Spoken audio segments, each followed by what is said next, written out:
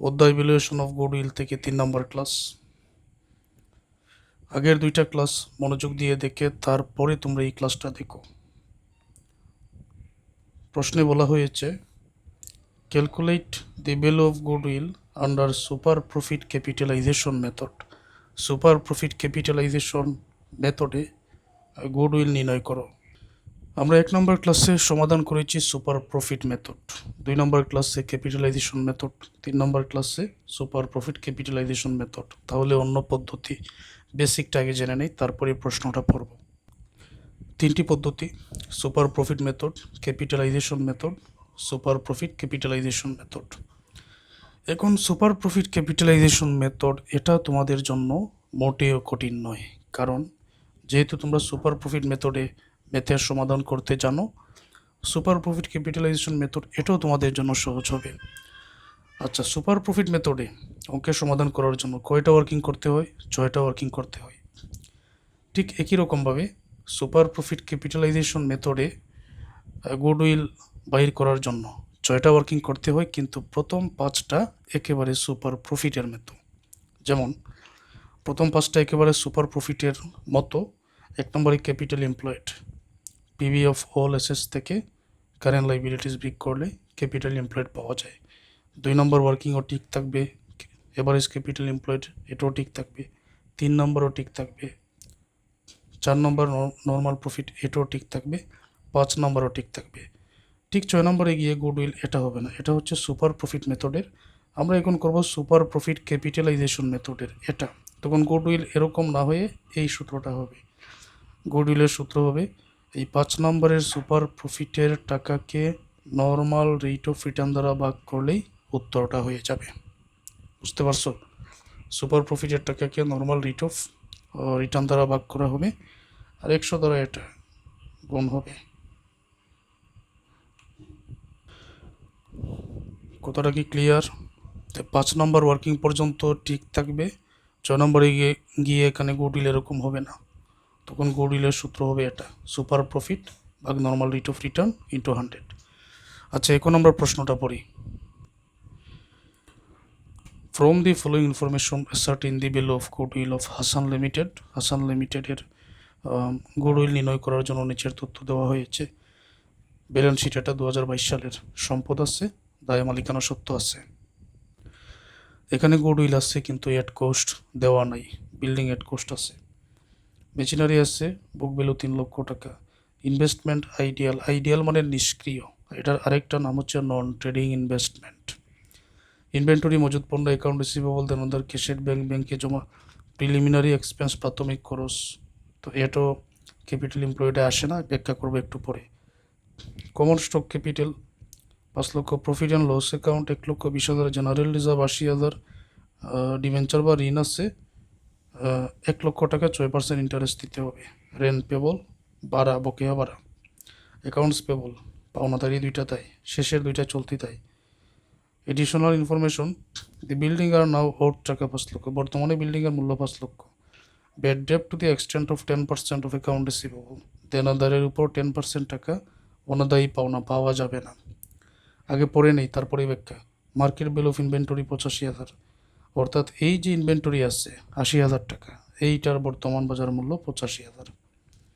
Rate of return of the company doing similar business around 10%, সমজাতীয় কোম্পানির rate of return 10%, এটা হচ্ছে NRR এর মান, normal rate of return. Profit before tax of last 5 years were as follows. কোর পূর্ববর্তী profit 2022 সালে 1,80,000, এটা হচ্ছে কারেন্ট ইয়ার।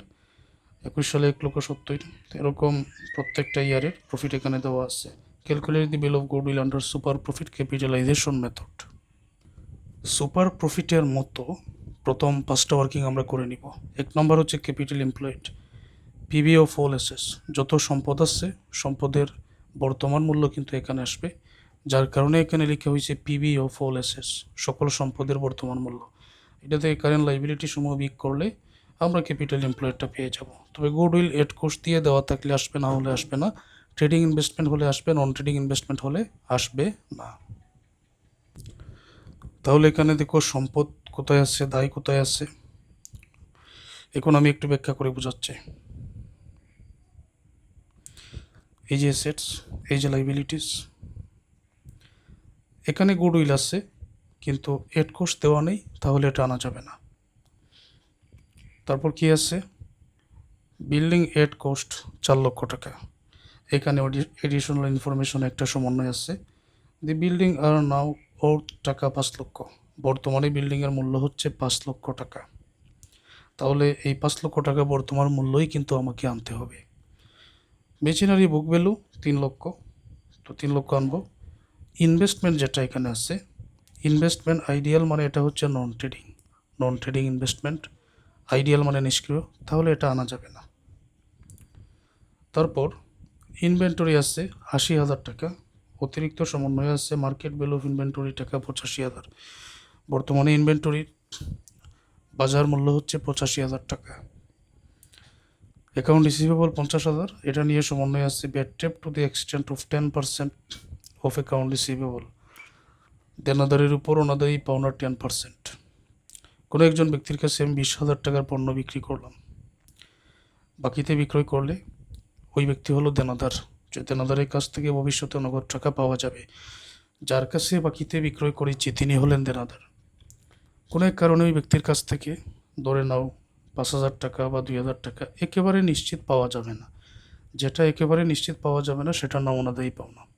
তো যেহেতু পাওয়াই যাবে না, এটা বলা হয়েছে দেনাদারের 10% পাওয়া যাবে না অনাদায়ী পাওনা, তাহলে এই দেনাদার 50,000-এর 10% 5,000 আমি আর এই টাকার মধ্যে রাখতে পারি না, এটা আমাকে বিক করতেই হবে, কারণ এটা পাওয়া যাবে না। বিষয়টা ক্লিয়ার?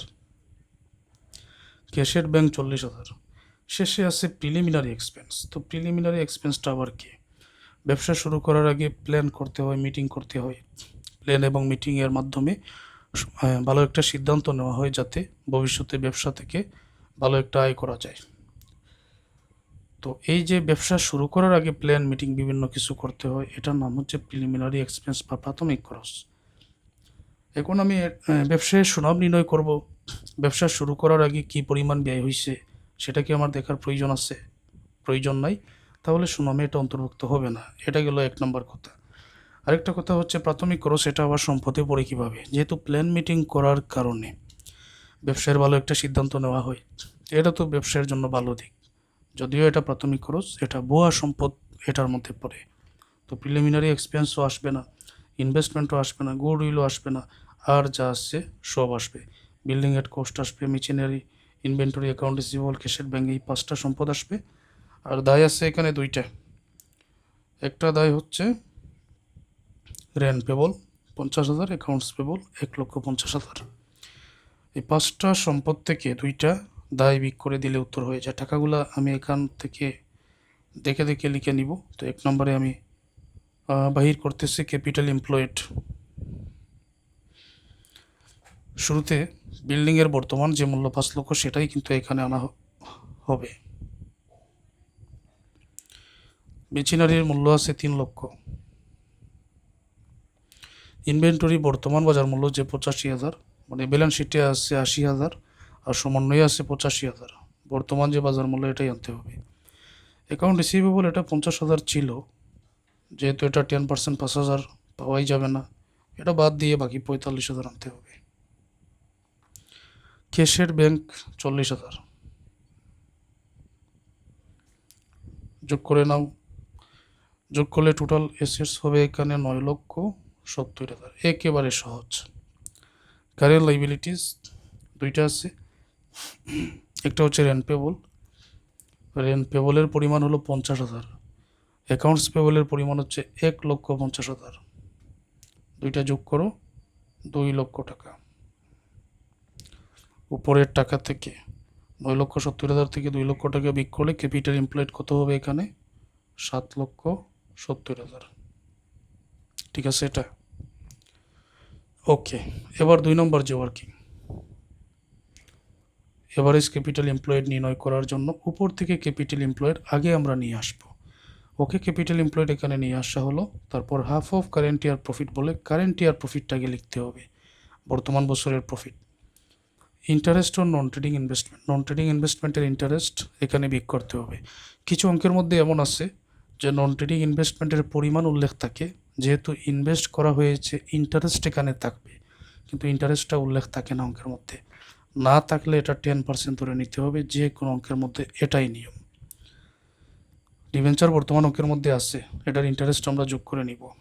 অবচয় এই যে দালানকোটার যে বর্তমান মূল্যটা বৃদ্ধি পাইছে, এইটার অবচয়টা আমরা চাইলে এটা বিয়োগ করতে পারি, বিয়োগ না করলেও সমস্যা নেই।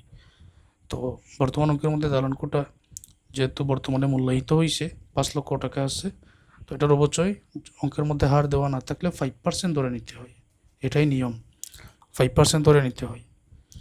অনাদায়ী পাওনা বর্তমান অঙ্কের মধ্যে আছে, তো এটা বিয়োগ হবে, মানে দেনাদারের কাছ থেকে যেটা পাওয়া যাবে না টাকাগুলো যোগ করে এটার উপরে ইনকাম ট্যাক্স বাদ দিয়ে ওই টাকাকে 2 দ্বারা ভাগ করে এখানে নিয়ে উপরের টাকা থেকে বিয়োগ করলে এভারেজ ক্যাপিটাল এমপ্লয়েডটা আমরা পেয়ে যাই। তো এই তথ্যগুলো কোথায় আছে আমরা একবার অঙ্কের মধ্যে দেখি। তোমরা ক্লাসটা একেবারে ফুল স্ক্রিন করে দেখো। এই হচ্ছে 2022 সাল running year profit 1,80,000। Capital employed তো আমি উপর থেকে নিয়ে আসবো। তারপর ইনভেস্টমেন্ট, এটা যে নন ট্রেডিং টাকার পরিমাণ যে 50,000 সেটা উল্লেখ আছে, কিন্তু কি পরিমাণ ইন্টারেস্ট সেটার উল্লেখ নেই, ধরে নিতে হবে 10%, এটাই নিয়ম। ডিবেঞ্চার আছে এখানে 1 লক্ষ টাকা, 6% ইন্টারেস্ট, সেটা যোগ করতে হবে নিয়ম অনুযায়ী। বিল্ডিংয়ের মূল্য 5 লক্ষ, অবচয় আমরা 5% বিক করে দিব। ওনাদের এই পাওনা দেনদার আছে এখানে 50,000, এটা 10% 5,000 আমরা বিক করে দিব। ট্যাক্স রেটের পরিমাণ বর্তমান অঙ্কটার মধ্যে উল্লেখ নাই, যদি ট্যাক্স রেটের পরিমাণ দেওয়া না থাকে তখন এটা 40% ধরে নিতে হয় যে কোনো অঙ্কের মধ্যে, এটাই নিয়ম। ওকে, এই তথ্যগুলো আমি এখন লিখে নিতেছি। আচ্ছা, এন্ট্রিগুলো আগে আমি লিখে নিলাম সময় যাতে কম লাগে। আর উপরে যে ক্যাপিটাল এমপ্লয়েড 7,70,000 সেটাই প্রথমে এখানে বসাতে হবে, বসাও। কারেন্ট ইয়ার প্রফিট আছে 1,80,000। ইন্টারেস্ট ও ইনভেস্টমেন্টের পরিমাণ আছে 50,000। হার দেওয়া নাই ইন্টারেস্টের, 10% ধরে নিতে হয়, তো এটা বিয়োগ করতে হয়, 5,000 হবে। ডিবেঞ্চার আছে বর্তমান অঙ্কের মধ্যে 1 লক্ষ, এটার 6% ইন্টারেস্ট উল্লেখ আছে, তো 6,000 এখানে যোগ করে নিতে হবে। ডেপ্রিসিয়েশন বিল্ডিংয়ের যে 5 লক্ষ, এটার 5% অবচয় ধরে নিতে হয়, অবচয় বাদ না দিলেও সমস্যা নাই, তো এটা হবে 25,000, এটা নিয়ম অনুযায়ী বিয়োগ করতে হয়। আর বেড ডেপ্ট আছে 50,000, 10% 5,000, এটা লিখে দিও, 50,000 গুণ 10%। তো অবশেষে আমরা এখানে প্লাসের দেখতে পাচ্ছি 1,80,6,5, প্লাসেরগুলো থেকে মাইনাসের 25 আর 5 30,000 বিয়োগ করে অবশেষে কত টাকা হবে এখানে, অবশেষে এখানে টাকার পরিমাণ হবে 1,51,000। 1,51,000-এ 40% ট্যাক্স রেট হবে এই জায়গায় 60,400,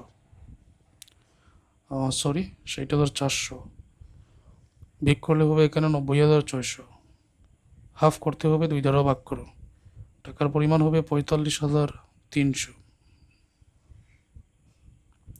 7,70,000 থেকে 45,300 এটা বিয়োগ করো, এভারেজ ক্যাপিটাল এমপ্লয়েড তুমি এখানে পেয়ে যাবে 7,24,700। সংখ্যাগুলোর মধ্যখানে আর কমা দিতেছি না, সময় লাগবে বেশি, এটা বুঝে নিও তোমরা। এবারে আমাদের এভারেজ মেনটেনেবল প্রফিটটা বাইর করতে হবে। এভারেজ প্রফিট বাইর করার জন্য সাম অফ ইয়ার প্রফিট, সকল বছরের প্রফিট আগে যোগ করে নাম্বার অফ ইয়ার দ্বারা ভাগ করে টাকা এখানে সমন্বয়ে গিয়ে আগের যে কাজগুলো করা হয়েছে বর্তমানের কাজগুলো এখানে একই রকম করতে হবে বর্তমানের কাজটা। তবে অনাদায়ী পাওনা যেটা দেনাদারের কাছ থেকে পাওয়া যাবে না, এটা ধরে নেওয়া হলো বর্তমান বছর, প্রতি বছরের নয়, প্রতি বছরে যেহেতু নয়, এই জন্য এই ক্ষেত্রে শুধুমাত্র এভারেজ মেনটেনেবল প্রফিটের ক্ষেত্রে অনাদায়ী পাওনা এখানে ওইখানে যে আয় হবে আমি অঙ্কের মধ্যে বুঝিয়ে দিচ্ছি, ওই আয় থেকে বাদ দিবেন 1 বছরের ধরে। প্রতি বছরের যদি হয় তখন এখানে অনাদায়ী পাওনা তুমি বিক করবে, বাদ বাকি সবই ঠিক থাকবে। ইনকাম ট্যাক্স বাদ দিয়ে এভারেজ মেনটেনেবল প্রফিট। তো এখানে দেখো 2022 সাল থেকে 18 সাল পর্যন্ত 5টা বছরের আয় দেওয়া আছে, আয়সমূহ যোগ করে 5 দ্বারা ভাগ করে আমি নিব, বাদ বাকি সমন্বয় এগুলোর তো ঠিক থাকবে। তবে রানিং ইয়ার যে 1,80,000, এই 1,80,000 টাকার মধ্যে এই দেনাদারের আয়টাও কিন্তু অন্তর্ভুক্ত, যেহেতু দেনাদারে 10% 5,000 পাওয়াই যাবে না। এই জন্য আমি 1,80,000 থেকে এই 5,000 বিক করে বর্তমানে 1,75,000 ওই টাকাটাই কিন্তু লিখব। তাহলে এভারেজ প্রফিট এখানে দেখো 5টা বছরের আয় আমি লিখে নিলাম, কিন্তু বর্তমান বছরের 1,75,000 এটা লিখছি 5,000 বিক করে। উপরের সংখ্যাসমূহ যোগ করে 5 দ্বারা ভাগ করে 1,58,000। আর এখানে যে সমন্বয়, এখানে যেরকম একই রকম এই তিনটা interest on investment, interest on debenture, depreciation একই রকম লেখা হলো। প্লাসের টাকা দুইটা, মাইনাসের দুইটা বাদ দিলে 1,34,000 হয়। 1,34,000-এর ট্যাক্স রেট 40%, এটা বিক করো। তো বিক করে 80,400 টাকা হবে। এটাই average maintainable profit. Normal profit average capital এমপ্লয়েডকে নর্মাল রেট অফ রিটার্ন দ্বারা গুণ করতে হবে। Super profit average maintainable profit থেকে নর্মাল প্রফিট বিক করতে হবে। আর গুডউইল তখন এই সূত্র হবে না, গুডউইল হবে এই সূত্র। সুপার প্রফিটকে নর্মাল রেট অফ রিটার্ন দ্বারা ভাগ 100 দ্বারা গুণ করা হবে। এই জায়গায় দেখো rate of return of company doing similar business around 10% আছে। তো এটা হচ্ছে নর্মাল রেট অফ রিটার্ন, আর তো তেমন কোনো তথ্যের প্রয়োজন নাই। উপর থেকে আমরা আরও একবার দেখে নিই। এভারেজ ক্যাপিটাল এমপ্লয়েড এখানে হচ্ছে 7,24,700। এভারেজ মেনটেনেবল প্রফিট এখানে হচ্ছে 80,400। Normal profit average capital employed 7,24,700-কে নর্মাল রেট অফ রিটার্ন 10% দ্বারা গুণ করে 72,470 টাকা হবে। সুপার প্রফিট হবে এভারেজ মেনটেনেবল প্রফিট এই টাকা থেকে নর্মাল প্রফিটের এই 72,470 বিক করে 7,930 টাকা। ফাইনালি গুডউইলের যে সূত্রটা, এই সুপার প্রফিটের যে 7,930 টাকা হয়েছে সেটাই বসাও। নর্মাল রেট অফ রিটার্ন আসছে 10%, 100 দ্বারা গুণ হবে 7,930-কে এই 10 দ্বারা ভাগ, তারপর 100 দ্বারা গুণ করলে 79,300 টাকা। এটাই হচ্ছে সুপার প্রফিট ক্যাপিটালাইজেশন মেথডে বর্তমান অঙ্কের গুডউইল। তো এগুলো সবাই বুঝতে পারছো, তাই আগে থেকে লিখে রাখলাম, এভাবে বুঝিয়ে দিলাম।